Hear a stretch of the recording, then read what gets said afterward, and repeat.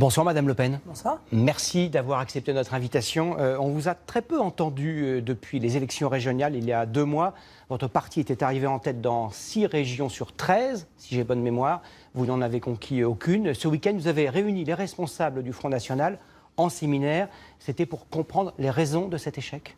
C'est pour préparer 2017, bien sûr. Moi, je crois que c'est notre devoir. C'est en même temps un exercice salutaire, inédit, une preuve de maturité, de sérieux. Se poser, parler ensemble, échanger, fixer les objectifs, notamment lancer des nouveaux thèmes et réfléchir à des nouveaux grands thèmes. Je pense à l'industrie du futur. Je pense à l'écologie, je pense au patriotisme économique, je pense à tous ces secteurs dans lesquels la France pourrait être première et qui pourraient éviter aussi que beaucoup de jeunes Français partent chercher l'Eldorado à l'étranger. Oui, je trouve que c'est un exercice que je pense nous referons. Est-ce qu'au cours de ce séminaire, vous avez mis un couvercle sur vos différences qui sont importantes? Les 35 heures, la retraite à 60 ans, le recrutement massif de fonctionnaires. Nous n'avons mis de couvercle sur rien du tout. Bon. Voilà. Rien du tout. Et voilà, nous sommes rendus compte que nous sommes absolument d'accord sur l'essentiel. Et c'est vrai que l'essentiel, c'est notre souveraineté. Parce que sans souveraineté, en réalité, on ne peut rien faire. Bien sûr, je vois bien la classe politique qui baigne dans le mensonge et en quelque sorte dans la démagogie qui consiste à venir expliquer aux Français qu'on peut tout changer sans rien changer. Ça n'est pas vrai.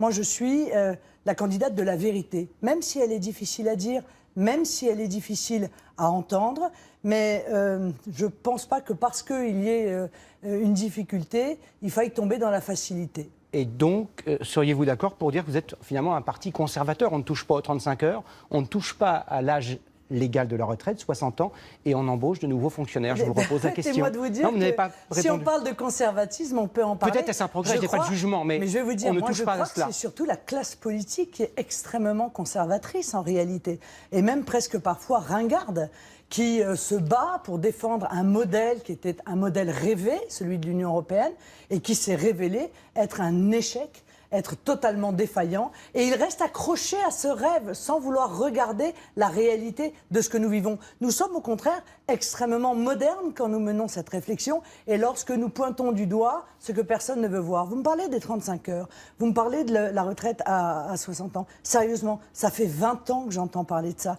Ça fait 20 ans qu'on tourne autour de ces sujets. Mais c'est central. C'est central, mais il y a beaucoup d'autres choses qui sont centrales. Ça, c'est la conséquence du modèle économique qui a été choisi. Alors, est-ce qu'il faut dire qu'on a le droit de prendre la retraite à 60 ans quand on a cotisé pendant 40 ans ? Je le pense. Mais est-ce que la vraie question, c'est pas de se poser la problématique ? Comment est-ce que l'on peut accepter qu'il y ait 900 000 personnes de plus de 50 ans qui sont au chômage aujourd'hui, 2 fois plus qu'il y a 5 ans. Donc, ce sont ça les vrais sujets, vous voyez ? Et ce sont ces sujets-là aussi que nous avons abordés. Madame Le Pen, vous avez recruté il y a quelques semaines un secrétaire général adjoint pour le Front National. Il s'appelle Jean-Lin Lacapelle. C'est un ancien directeur commercial chez L'Oréal. Amandine Atalaya l'a rencontré il y a quelques jours dans le cadre d'un reportage que nous avons diffusé ici même samedi soir. Et voici comment il décrit avec franchise son rôle auprès de vous. Écoutons-le. Marine est en quelque sorte en train de faire une étude de marché. Et à cette étude de marché, il faudra apporter des bonnes solutions de manière à ce que nous ayons le produit parfaitement adapté aux attentes du consommateur. Voilà qui est assez franc. Est-ce que ça, il vous considère que vous êtes un produit marketing? Non mais Jean-Lin, il a été chef de groupe au conseil régional pendant de nombreuses années. Il a été cadre du Front National pendant de nombreuses années. Il est parti dans le privé. Vous voyez, il en revient avec le vocabulaire, en l'occurrence du privé. Donc, ça ne vous dérange pas ce vocabulaire? Si, ça me dérange, mais laissez-lui quelques semaines pour se replonger, dans la politique. Parce que là, je crois qu'il a encore une vision, en tout cas un vocabulaire commercial. Ce qui étonne également, c'est votre affiche. On va la découvrir. Certains d'entre vous l'ont peut-être déjà vue. Vous apparaissez sur un fond champêtre avec ce slogan « La France apaisée ». Voilà. Ça rappelle quand même beaucoup l'affiche de Jacques Séguéla pour François Mitterrand en 1981. La force tranquille, le cadre bucolique, le ciel dégradé du bleu au blanc. C'est plus de la dédiabolisation, c'est de la normalisation. Non mais sauf que lui, il parlait de lui. Oui. Alors que moi, je parle de la France. Oui, mais le visage qu'on voit, c'est le vôtre. Moi, mon espoir, c'est ça. Mon espoir, c'est la France apaisée. Parce qu'aujourd'hui, nous sommes obligés de constater que le laxisme crée le chaos. Voilà.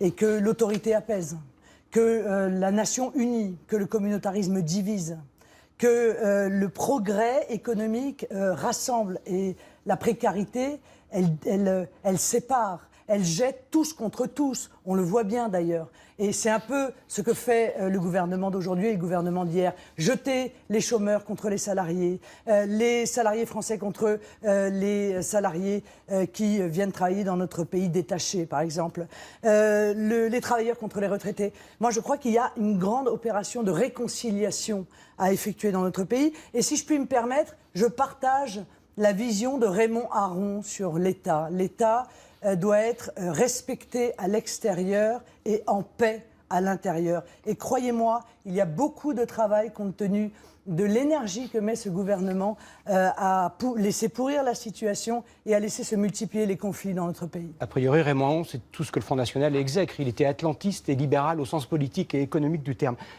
Madame Le Pen, tout à l'heure vous disiez « je suis candidate ». Vous êtes candidate à l'élection présidentielle de 2017 ? Faut pas être sectaire, vous savez.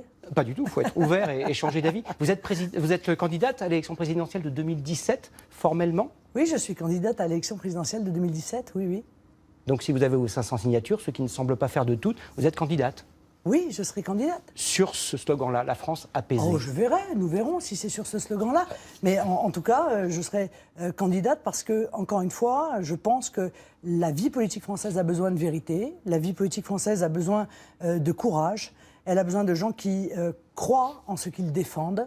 Et je ne vois pas beaucoup de responsables politiques qui sont dans ce cas. Si vous êtes candidate, et donc par hypothèse, c'est une hypothèse, élue et présidente de la République, que feriez-vous concernant l'euro ? Jusqu'à il y a peu, vous disiez le préambule à toute action efficace, c'est de sortir immédiatement la France de l'euro. Vous avez changé d'avis en disant que vous organiseriez un référendum au bout de quelques mois.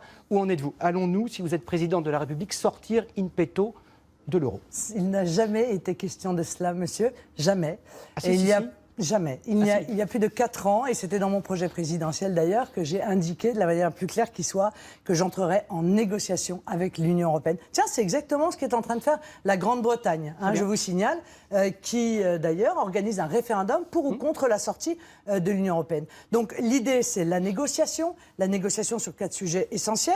La souveraineté économique, dont la souveraineté bancaire, la souveraineté territoriale, c'est Schengen, c'est la souveraineté législative. Est-ce que les lois votées par les Français, parce qu'ils le veulent, sont supérieures en autorité aux directives européennes, et enfin, la souveraineté monétaire. Pourquoi la souveraineté monétaire, je vais vous dire ? Parce que, en fait, on ment aux Français quand on leur dit qu'on peut changer les choses. Je vais vous donner un exemple. Je veux que les banques financent les TPE, PME. Je le veux, c'est utile, c'est nécessaire, c'est obligatoire. Eh bien, en l'espèce, l'Union européenne, qui détient maintenant nos souverainetés bancaires, m'interdit de donner des ordres aux banques. Ça pose quand même un énorme problème. Autre chose, un autre exemple, juste rapidement. Je veux sortir de Schengen. Je veux retrouver la maîtrise de nos frontières pour arrêter cette crise migratoire monstrueuse que nous vivons.